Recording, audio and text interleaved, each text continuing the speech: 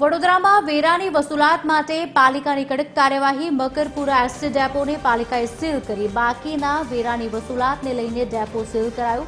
ડેપોની તમામ કચેરીઓ સીલ કરવામાં આવી। 1.96 કરોડનો બાકી વેરાની વસૂલાત માટે કાર્યવાહી। જ્યાં સુધી વેરો નહીં ભરાય ત્યાં સુધી કચેરીઓ બંધ રહેશે।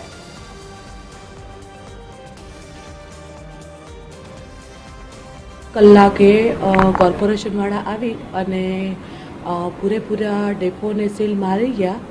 એ દરમિયાન હું અહીંયા કંટ્રોલ પોઈન્ટ પર કામ કરતી હતી। મને એ અંગે જાણ કરી કે આવકવેરો જે હોય છે, વેરો હોય છે, એ વેરો ટેક્સ ભરેલ નથી, જેના કારણે અમે સીલ મારીએ છીએ। તો તમે પણ તમારો સામાન લઈને બહાર વયા જજો।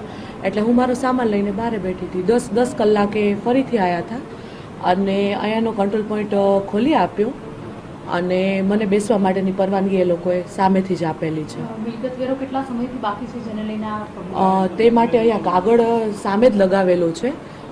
1 કરોડની આસપાસ કંઈક બાકી છે, પ્લસ 18% વ્યાજ।